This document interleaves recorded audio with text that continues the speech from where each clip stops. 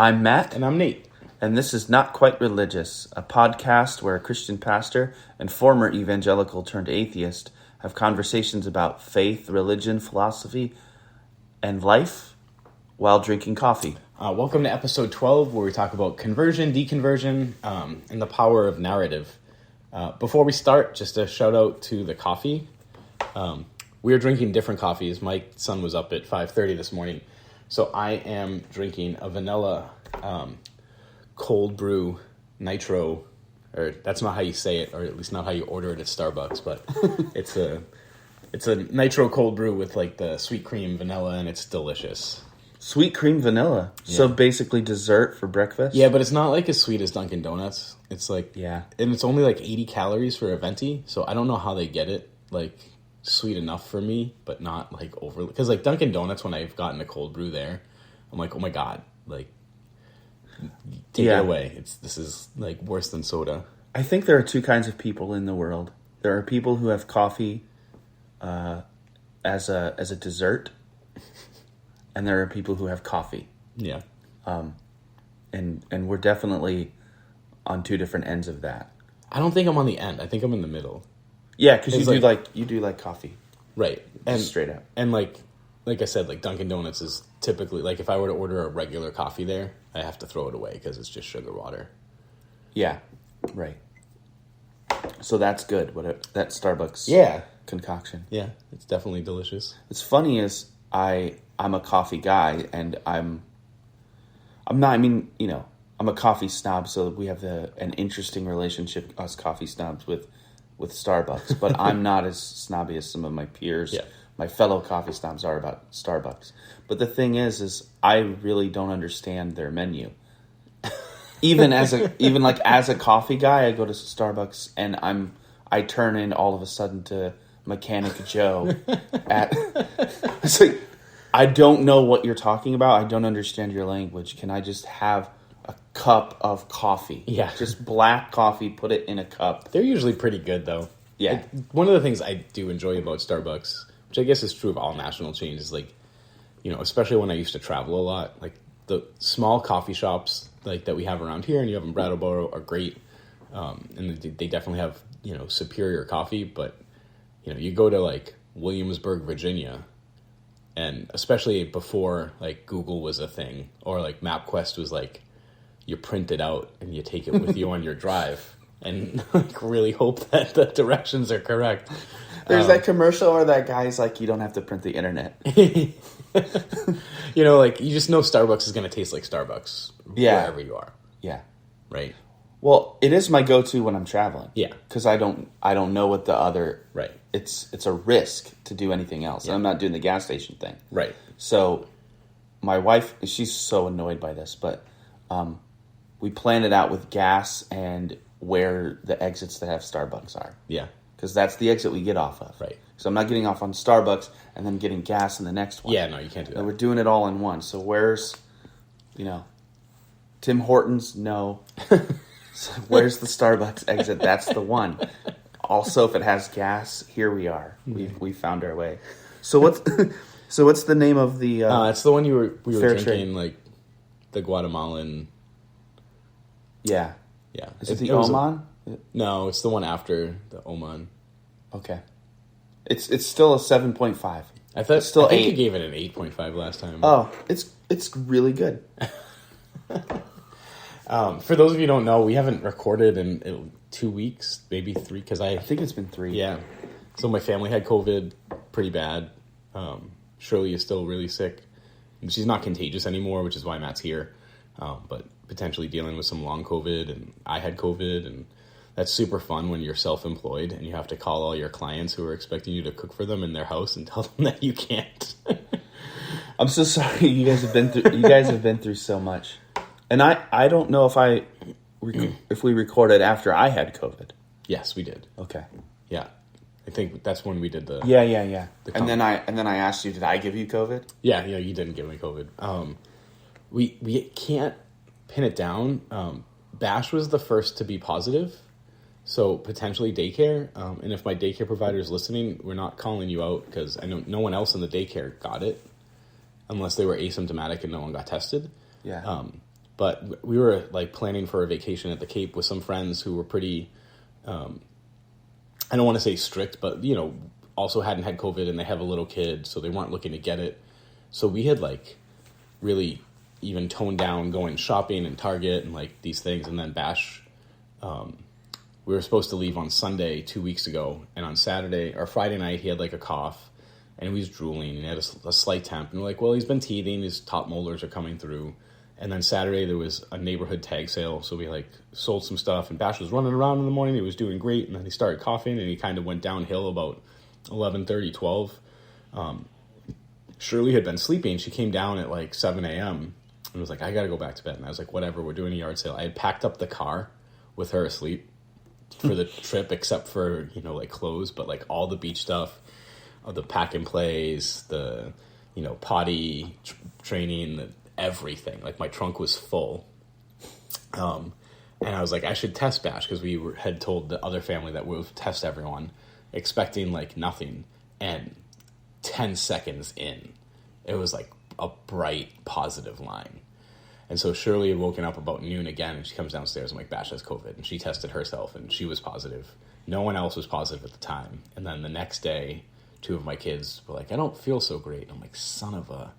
And then they got positive. I didn't turn positive for a week later, which was helpful because I was able to take care of everyone. But yeah, comic book episode, which real quick, I mentioned like people would potentially call me out, especially Kurt, for getting some comic book lore wrong. Yeah.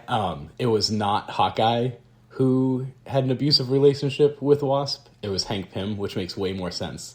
And just in the moment I forgot because Ant-Man and Wasp were kind of like a thing. Oh, Hank Pym. Yeah. I have no idea who that is. Ant-Man. Oh, okay. I know who that is from the commercials and stuff. Yeah. From the trailers. Yeah, so in the comics, and at least Paul Rudd. one... Yeah, Paul Rudd. At least one of the comics, he's abusive to Wasp. Oh, well, then he sucks. Yeah. In that comic, at least. Okay, so that's one One of the check. universes... Yeah, that's one fact check. About a fictional character. Yes. So, we started it by saying welcome to episode 12, where we talk about, and I don't think we said coffee or Marvel or COVID. I believe that we said conversion, deconversion, and the power of narrative. Nate, Yeah. do you want to explain or so, expand on that? I think people know at this point we kind of spitball back and forth what we're going to potentially talk about through like texts and Facebook messages and just give ideas. And last night, one of the ideas I threw out was how, and I don't want to say just Christians, but, you know, most of my people who are religious on my Facebook feed tend to identify as evangelical Christian, some Catholic. Like I have a few Muslim friends, but they don't really post on social media that much. And I don't know how into their faith they are, you know. But I do know from YouTube videos there are Muslims that will post very similar, like, apologetic videos where people convert to their religion, right? So you have, what I'd say, a quote-unquote atheist of, like, the Lee Strobel story, which is, like, the least believable story when you actually start digging into what he's talking about. You know, where, like, I was a hardened atheist and a journalist, and I set out on a quest for truth, and now I'm a Christian, or now I'm Orthodox Jew, or now I'm Muslim, and they hold it up that has this like apologetic value that since this atheist now follows Jesus after they dug into the Bible in a way that you probably can't because you're not a journalist, or you're not as hardcore atheist, or you're not a heroin addict, you weren't saved from that, like now you should also change your opinions because of their story. Yeah. So, when you texted me last night, you mentioned something about, well, the way I took it. I should say the way I took it was this idea of like celebrating deconversion, because from my end, you lament deconversion. Yeah. But it's interesting to frame it as a kind of conversion on its own. Sure. You know, maybe. I mean,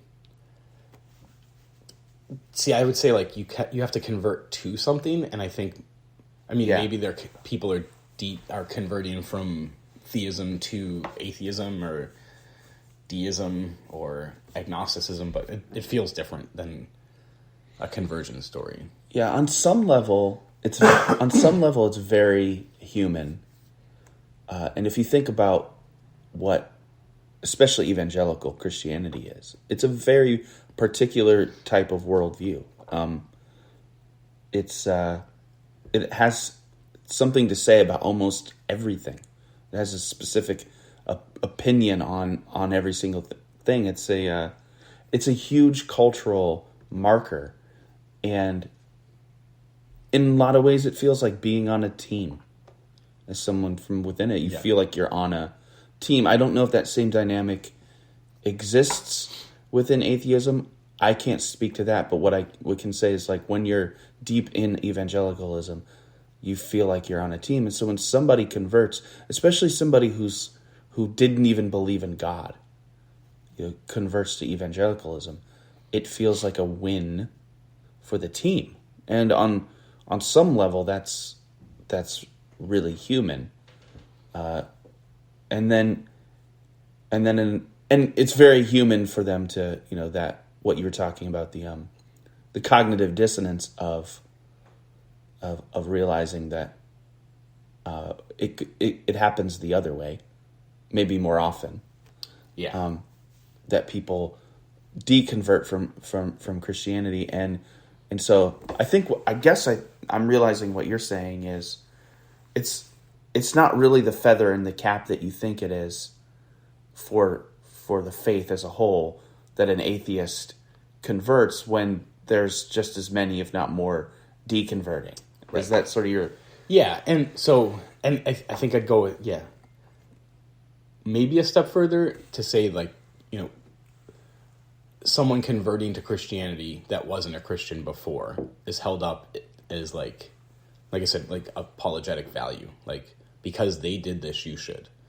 But if someone goes the other way, right, they're not like, oh, the lead singer of Jars of Clay is no longer a Christian, you should also not be a Christian, right? And they wouldn't hold any intellectual value for me leaving the faith. In fact, it would be, I'm deceived by Satan, I was never a believer, like, God's hardened my heart for whatever reason. Like, there's no intrinsic value to the story of the Christian who becomes an atheist, where they would say, like, and what brought this up is, like, people posting videos of, like, atheists becoming Christians and, like, oh, see, you should too. I'm like, well, if that's true, and, like, that's a narrative, then the other narrative should be just as valid in determining whether a worldview is true or not. Except that the people we're talking about believe that this is true and this is false. So on some level, it's really simple. It's like, here's a person who didn't used to agree with us, now agrees with us. Team win. They agree with the truth, the capital T truth. Yeah. Versus, here's a person who once agreed with us, who no longer agrees with us, and is spreading that information that we count as untrue, sure, even though they used to be among us. So that feels like a betrayal. Yeah. To me, that explains the whole. Yeah, I guess what's happening. Yeah, I mean, the cognitive dissonance is like a given almost. Right. I mean, I guess I can't disagree at all. But I would say, like, if you're being intellectually honest, which I guess this is where cognitive dissonance comes in, right? Because you can't be intellectually honest with cognitive dissonance. But if you're constantly reevaluating what you believe, and I guess also maybe a lot of people aren't, right? But from my perspective, the best thing you can do with new information is say, how does this fit into my worldview? Does it fit into my worldview? If it doesn't fit into my worldview, I should probably change my worldview. Mm-hmm. Right? So if you're counting people who convert to your religion as evidence that your religion is true, then you should hold just as much weight to someone who leaves the faith, right? And say, okay, maybe it's a wash, because some people are converting, some people are deconverting. I would say it's probably more, like, less of a wash, because there are more people deconverting than converting, at least in the Western world. And we can get into, like, statistics at some point. The rise of the nuns is, like, exponentially growing faster. Yeah. The Southern Baptists, which we can talk about some of their other stuff going on with them later, I think a few years ago, they finally posted a loss where they were like the one stronghold of mainline Protestantism that were like at least not declining, maybe beginning to plateau. Their growth had slowed, and now they're declining like everyone else. Yeah. Maybe not Pentecostalism or Mormonism, but again, if Mormon's Christian or not. Right. So if a nun converts to Christianity, and this is just a thought experiment I'm throwing out. Maybe thought experiment's too heavy of a term for me. Just throwing out a question. It's hypothetical. Like if a atheist, somebody a nun, None, nun, converts suddenly to Christianity, what is that? What credibility does that actually give the Christianity?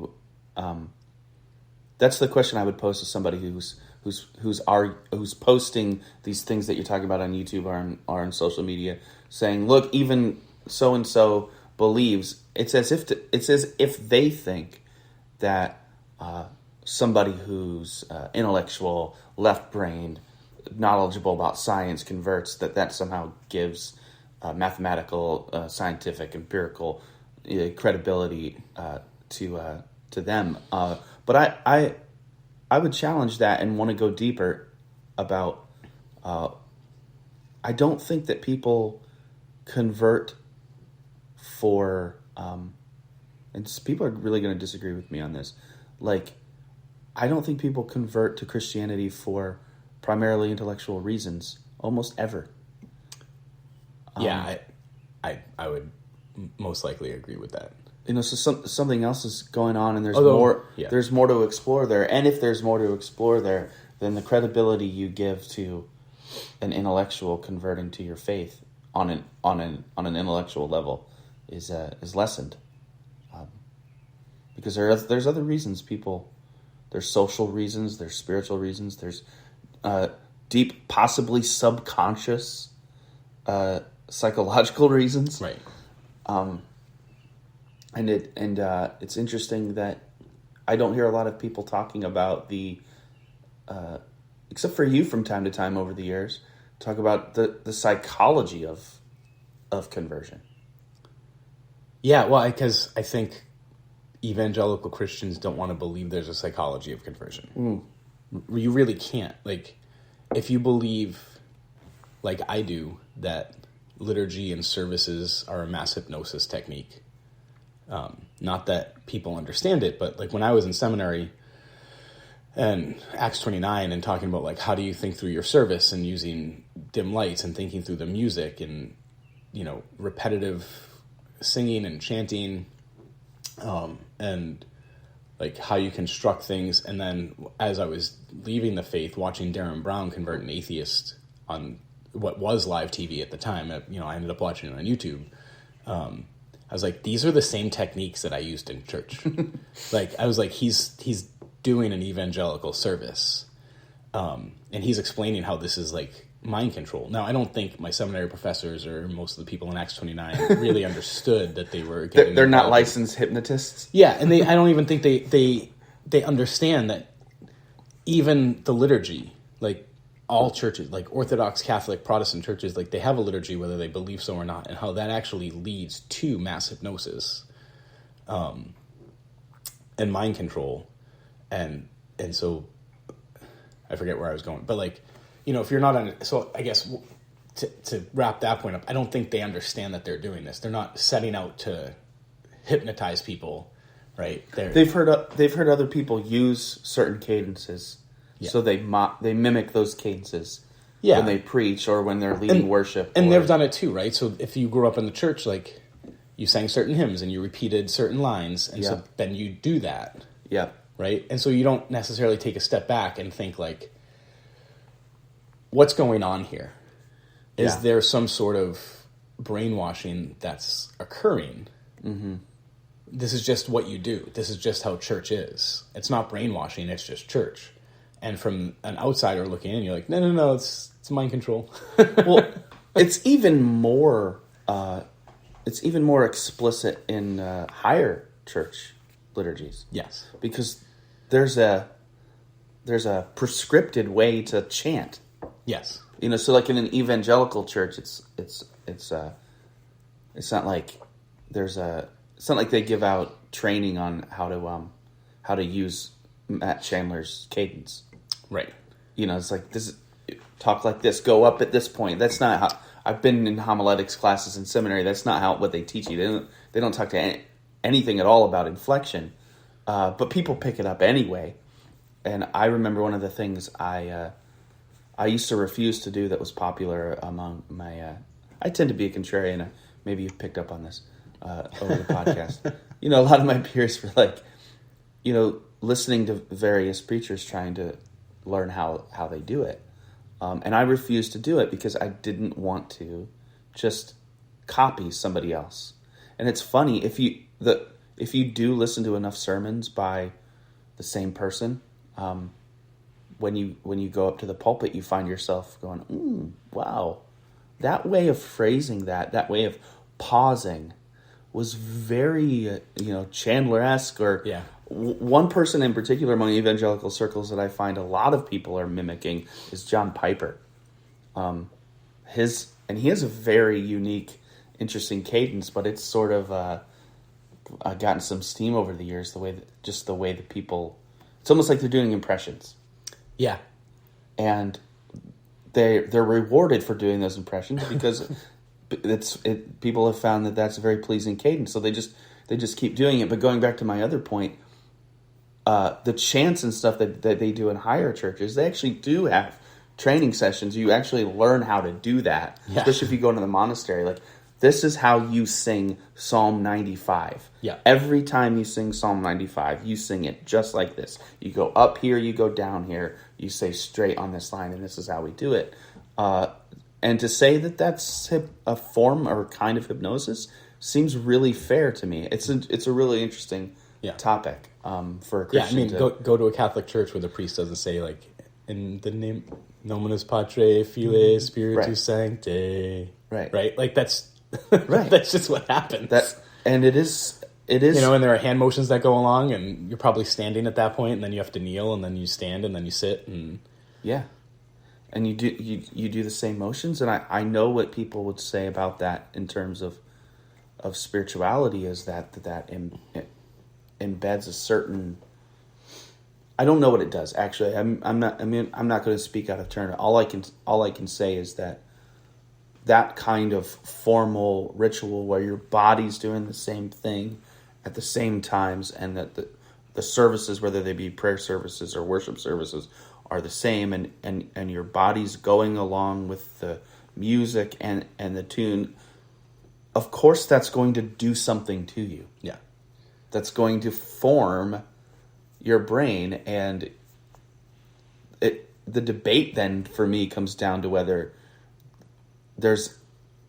what is the difference, if any, between psychology and spirituality, and then an even bigger question that I don't think we'll answer in this episode is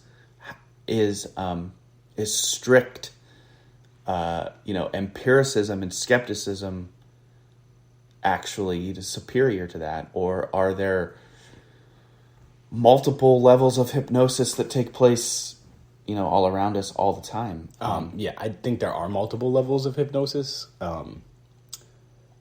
After I deconverted, I got really into Darren Brown, who's just an amazing magician. He calls himself the mentalist. One of the things he does is debunk what he would classify as dangerous supernaturalists. So psychics who steal millions of dollars from little old ladies, televangelists, healing ministries, not necessarily the good-hearted people who believe in healing, but more like the Tammy Faye Baker. The people are clearly profiting. Yeah, the charlatans. Yeah. Right. So, and I mean, he would go further as an atheist saying they're all charlatans.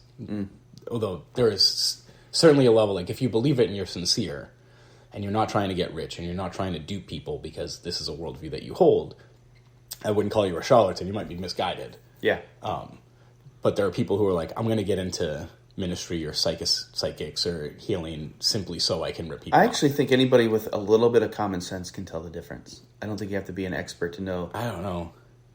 There's a lot of people who get duped, right? There are. And maybe I'm saying common sense isn't very common.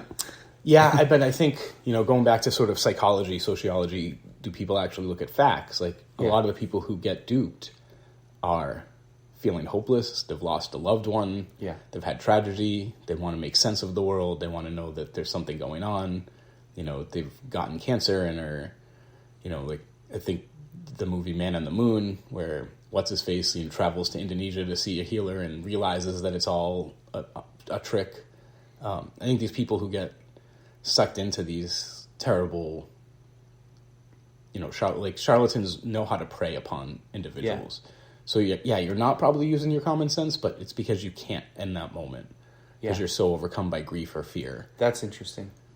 I guess less common sense. I just mean intuitively. I'll just speak for myself. Say there's a guy who believes in healing. Say he's a local pastor, and he'll go into the hospice, lay his hands on old ladies before they die, and pray over them, and maybe something happens and they recover, or he'll go into the hospitals and lay his hands on somebody and pray, and something happens, and they say it's sort of a healing miracle. There's a difference between that guy who's like anointing people in the hospital or at his 100 people congregation church, and the guy who Benny Hinn.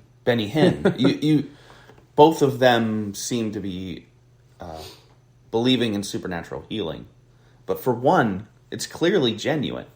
Yeah, and for one, I think if you have just a tinge of common sense, you realize why isn't Benny Hinn in hospitals if he really believes he has it's power? Not that genuine. Yeah, you should be able to tell. Now, the fact that millions and millions of people don't is really interesting to me. I'm just saying, for me, in my couch just watching the TV, I look at Benny Hinn types and those televangelists, and I just go, how do people not know what you're doing? But I guess it's the same thing as people who don't understand when Facebook is password mining. Right. It's like what's the first car you ever had? The street you lived on. These are security questions to your bank account, man. But people don't get it. They're just we're having... it's fun. It's just a fun thing that we're doing on social media together. There's no word in the English language that begins with an O and ends in an O. Well, probably your password does. So, real quick, with the evangelicals not having, the high liturgy maybe having more hypnosis, I don't... yes and no, because most evangelical services start off with songs that the congregation knows that are repeated week to week, and those rotate, but at least when I was a pastor, we wouldn't have a complete new set every week. There'd be one song from the week before, so that a newcomer, if they came on week one, right, and they heard the five songs, and they came on week two, you don't want 5 brand new songs, because then they're having sort of a new experience. So you keep 1 or 2 from the week before. Yeah, right. And when you think about the songs that, at least when I was a pastor, were more popular, there was a lot of repetitiveness. So God of This City, and we were, my congregation was into the cool, hymns rewritten to be cool, because that's what Acts 29 was at the time. Yeah. Right? But even then, you repeat some of the verses of the chorus over and over and over. And when you're doing that with people next to you, week after week, and the lights get dimmed, there is a mass hypnosis effect there. And it is a liturgy, because even though you're not trained, sing God of This City this way, the worship leader's telling you how to do it. Maybe not as explicitly. And I wonder if it's more effective as a to argue your point for the sake of argument. I wonder if it's not a more effective means of hypnosis, because people don't realize that when you go to an evangelical church, you're under the impression that it's being spirit led, that it's right, that it's not being controlled. Yeah. Whereas if you go to a high church, going in, right, it's controlled, and people have been doing what you're about to do for thousands of years. But I think the impression when you go into evangelical church is this is a brand new experience. Right. This Sunday we're going to go where the Spirit goes, and yet it's a conceit, because really you're going to do the same thing you've done. The prayer's going to come at the same time. There's going to be roughly the same amount of songs. The sermon's going to come at the same place. It's going to be about the same length. The preacher's going to sound exactly the same as he did the week before. You're going to have communion when you know. Yeah, and if you're a big mega church and you're evangelical, you do it very slickly, right? So it looks nice and it's packaged. And mega churches are well-produced concerts. Oh, yeah. I think some people could learn some things from, if you want to be a production manager and put on if you want to do a music festival, you should hire a evangelical worship pastor. Well, bringing way back to episode 1 or 2, where I talked about sort of the inspiration from this was the rise and fall of Mars Hill. What they were doing with technology and filmmaking at the time was legit revolutionary and groundbreaking. Yeah. The cameras, when they were talking about the cameras that they had for service that would both film on location at places and, just sort of zoom over the audience and, pick the pretty couple that have their hands up and their eyes closed and focus in on them. They were some of the top HD cameras in the world at the time. Driscoll was bragging about how he had more of them in his church than Hollywood had. So yeah, fact check, but maybe. I mean, it's plausible. Yeah. So yeah, these mega churches are producing not just should the production value is high. Yeah, for real. And so that is that's subtle though, because the conceit, like I said, is this is impromptu. Spiritual, we're being led by the Spirit. We prayed about what our service should look like, and it turns out it's 3 songs, and then announcements, and a sermon, and then 2 to 3 more songs, and then a farewell. Yeah. And you're well, you prayed about that? Because that's every evangelical. Oh, this time we put 4 songs in the beginning. Yeah, but if anybody's been to an actual Pentecostal, dyed in the wool, not charlatan televangelists, these people are true believer Pentecostal churches. They actually have no structure.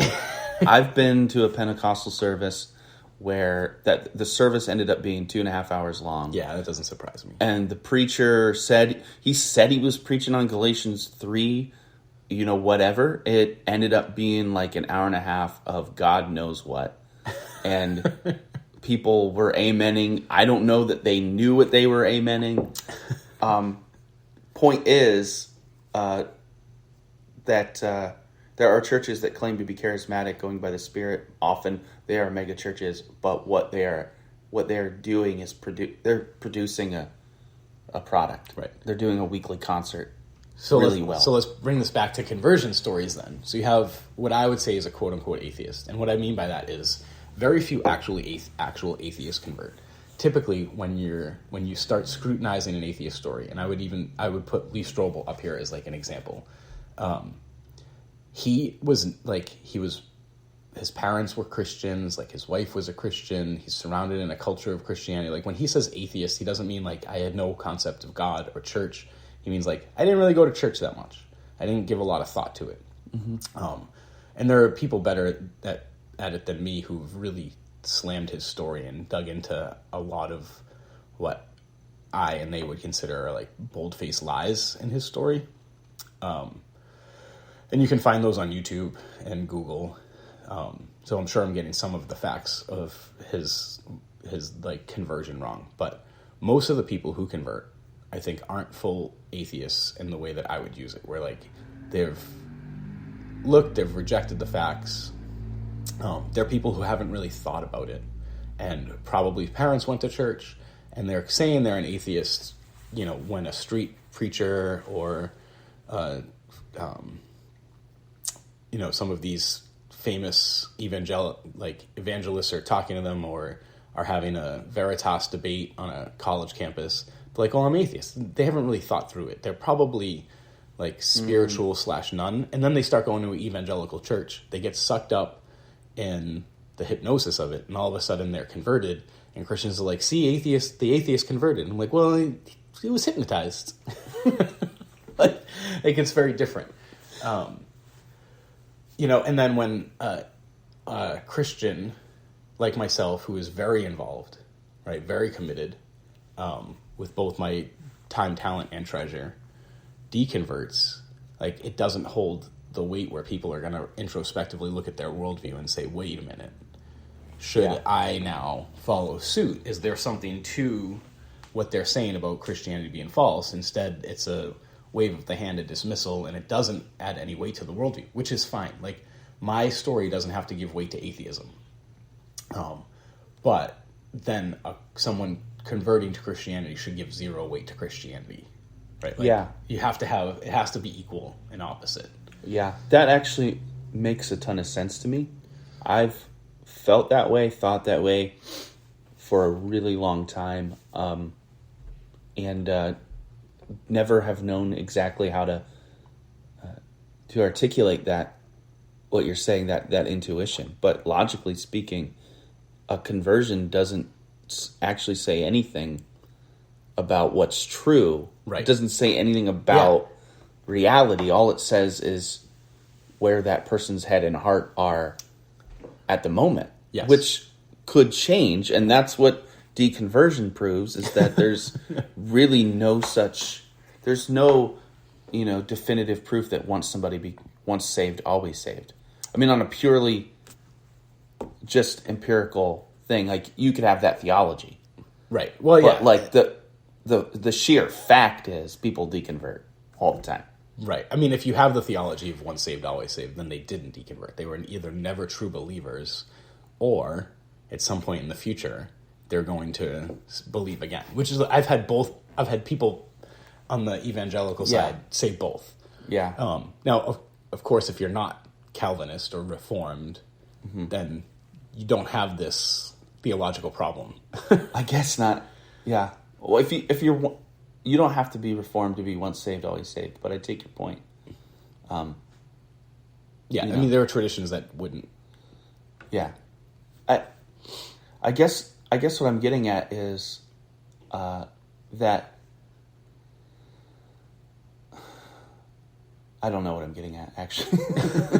I lost my train of thought. It was less about the once saved, always saved point, and more just in terms of that conversion to any worldview doesn't necessarily point to the truth of said worldview. Yeah, I don't think it's a slippery slope for Christians to question conversion.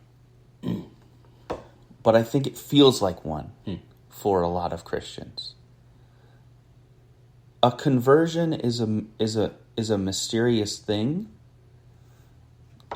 unless you have a worldview where you would rather presume that everything that can be explained empirically.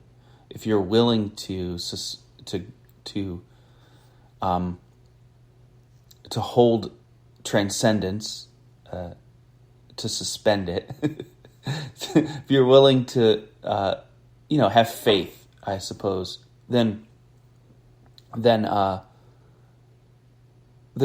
there should be no fear of a slippery slope in simply asking the question, what happened when somebody converts? And there should be no fear in asking, what are the factors beyond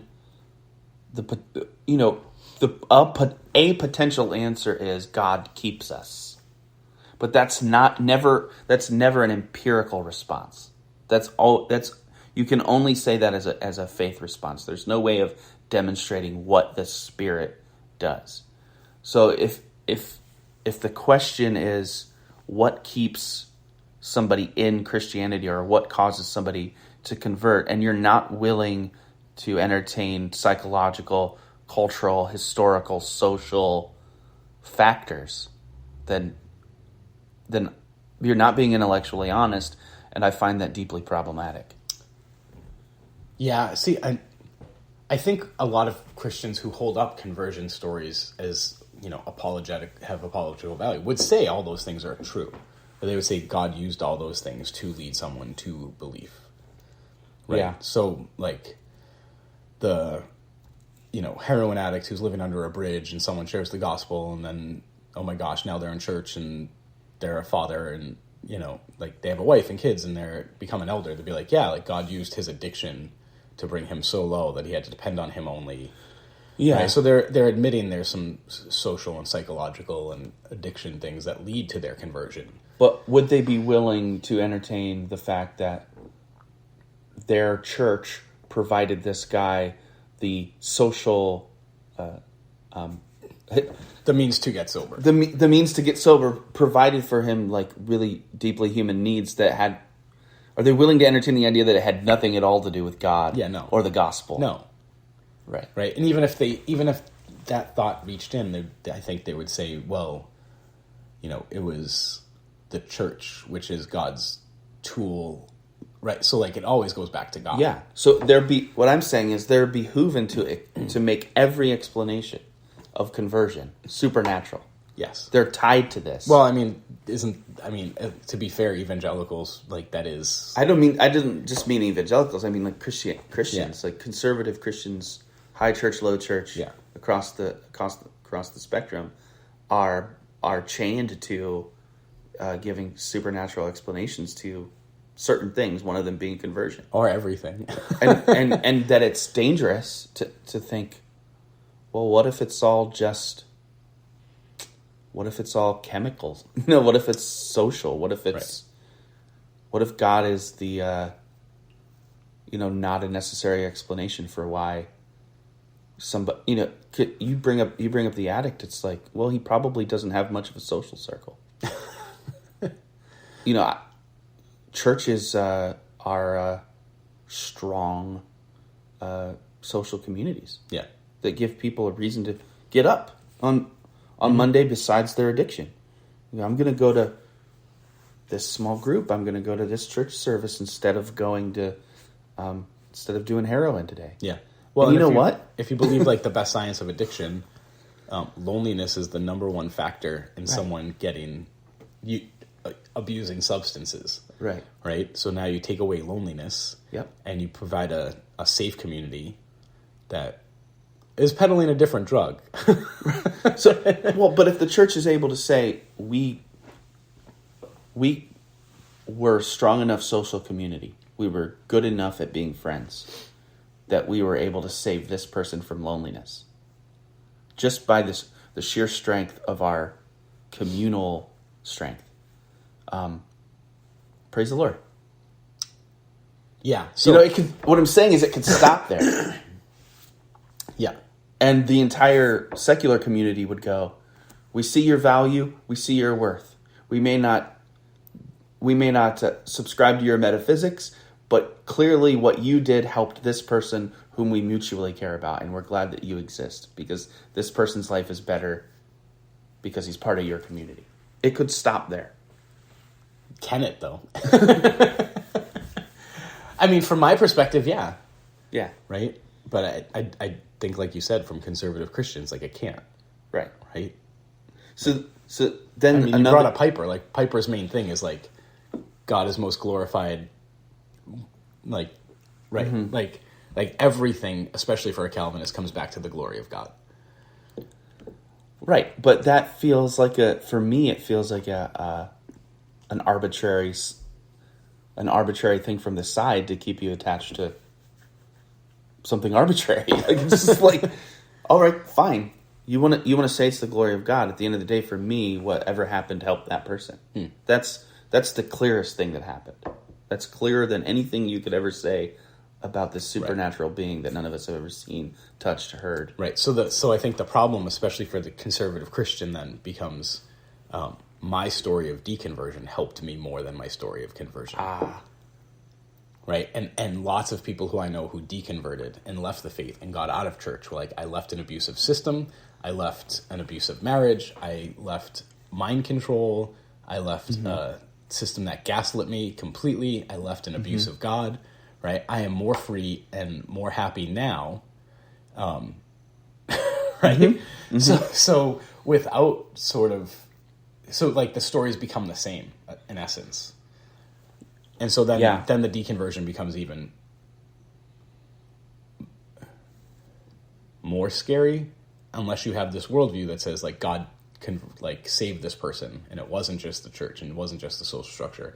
Because if it is just that and I found a better social structure and a better community that makes me better than I was as a Christian, then that should be celebrated as well. But I don't see any conservative Christians going around celebrating the atheist community. In fact, like we're villainized and demonized. Mm-hmm. I don't have a strong rebuttal to that. I think if your church is abusive and hurting people, then, and this might be a radical statement to some people, I think if your church is abusive and hurting people, then it really doesn't matter what your doctrine is. It doesn't matter what your doctrinal statement says. That you are bad for society and you shouldn't exist. If you as a community are hurting people, then you may say a bunch of true things in your doctrinal statement, and they may be true, but they're not embodied in your community, and I think that's opening up another can, and also going back to things that we've talked about before. But I just well, and I think you also have to say what's the definition of abusive, right? Yeah. Because like, okay, the FLDS, the Fundamentalist Church of Jesus Christ of Latter-day Saints, Fundamental Mormons, like selling women off as brides at 12, 13. I think most people would clearly say abusive, although they wouldn't. Right? From my perspective, I'd say 99% of churches are abusive. I don't think you would grant that percentage. I don't know that I would grant that percentage. Yeah. I'm probably grant a higher percentage than most. So then, if you're saying like abusive churches are bad for society, like whose definition of abuse and how bad is it, right? Yeah. I don't know. So like that is a can of worms. It is a can of worms, and because I don't have the, I have the Google machine, but I don't have the paperwork in front of me in terms of like sociology.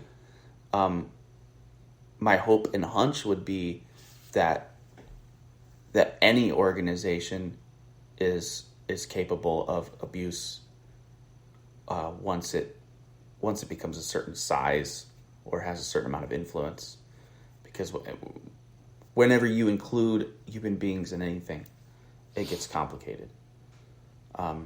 So I wouldn't make an argument that something is true because you can point to the relative like goodness or usefulness of it to society.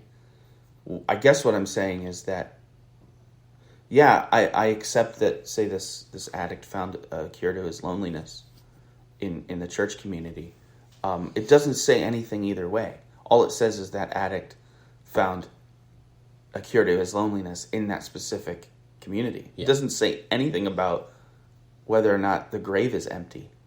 Right. And I think that's Bible where is true. That's where, part of where I get frustrated is when Christians share testimonies. Yeah.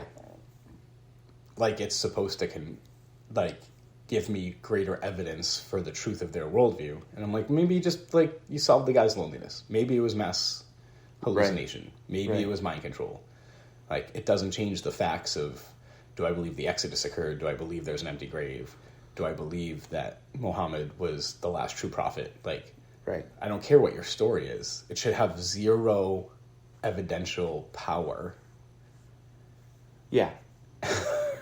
I think I agree with that. I'm not going to say absolutely, but I think I agree with that. And on the other hand, so it renders a lot of these debates that we have online about Christianity versus secularism or Christianity versus atheism, I think sort of frivolous. People will say things like, well, look what atheism produced in the 20th century. You went from like a couple German guys' ideas to the Holocaust. Right. And China and Stalin. instead of just, there's always been massive chaos and human destruction through history. Well, and then because people will say stuff and other people will go, well, let's take that idea and do this with it. And the original philosopher will probably be like, I just wish I never wrote anything because you took it. Well, Jesus could say the same. It always ends in Nazis and the No True Scotsman. Right. Always. Because then the atheist says, well, what about the Crusades? Well, they weren't really Christian. Right. They're not actually following Jesus because they did these things. And you're like, well, like... So what are we talking about? I don't think Hitler was actually an atheist because he's like looking for magic relics all over the world. Like Indiana Jones, as fictional as it is, like depicts the Nazis in a pretty like, yeah, they were like looking for real magic. That's not my breed of atheism. You know? Right. And then people will point to Stalin, but still there you go, well, it is actually a bastardization of Marx was saying, but like that's the point. Well, I also think he used religion, and not like the Russian Orthodox Church. Like he understood the psychology of religion and created like a country where he was a god. Right. Right. And you can, and not in like the North Korea sense, but what I'm saying is you can like, you can corrupt anybody's pure idealism, and so every time a Christian is always hypocritical when they want to point to communism. Is like, it's clearly false because look at the fruit. You're like, okay, right. Apply that to your worldview. Right. Well, and fruit has nothing to do with truth. Like atheism may be true and also not valuable to constrain certain types of evil. Right. Christianity may also be true and not valuable to constrain other types of what happens from a worldview has no impact. Which I guess goes back to the testimony, right? Like, because someone becomes a Christian, it has zero impact on the validity of Christianity. And if you're going to say that it does, then you also have to say someone deconverting from Christianity has an equal amount of evidence that your religion is false. And they don't do that.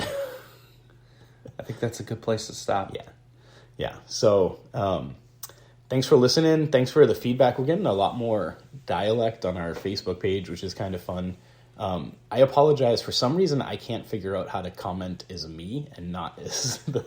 Which works out, because I can figure out how to comment as me. Yeah. So when it's not... But I don't want it to feel like the platform... Yeah. So if you're commenting on our Facebook and you get a not quite religious comment, it's 99% likely that it's Nate. Yeah. And I try to say, like, I can't figure it out. This is Nate speaking. It does say underneath Nate. Does it? At least on my on my Chromebook it does. Okay. Yeah, and I mean, maybe the problem is I'm usually on my phone, and if I was on my computer, I could figure out how to... I don't know. It happens with my my personal work Facebook page, too. And I don't know if it has to do with, like, where the post originated. I don't know. If I because I'm the one posting the podcasts, and like the admin logging in, then therefore I'm always answering as an admin. If I don't pay attention to it, I can comment as not quite religious too. It doesn't automatically. Yeah, for me, it's like you're commenting as yourself, and I'm like, okay, cool. And then when I hit enter, it's like not quite religious. And a few times I've like deleted it multiple times, like copied and pasted, and to get it as me. So anyway, the point is, as of now, unless we figure out a way to fix it, as of now, if you're on the Facebook page and you see comments from Not Quite Religious, it's Nate. Yes. And if you see comments from Matthew Paul Miller, it's me. Yeah. Unless your wife's hacked like your Facebook or something. Yeah. And tries to impersonate me, which would be really funny. She should do that sometime. Shirley really wants to be have Rachel and you, or her and Rachel is like guests on the podcast. Have one podcast just be an episode with her and Rachel? Yeah. Talking about us and I guess. How ridiculous we are, or just about anything? Yeah, anything. I like that idea. Yeah.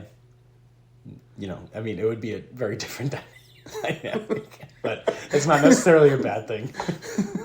But, TV shows, I'm trying to think there's a TV show that's done something like that, where, like, the episode was not I don't know if it was The Office or, TV shows do that kind of thing, right. take you out of the scene and put a completely different, Maybe I'm thinking Saved by the Bell. I don't know.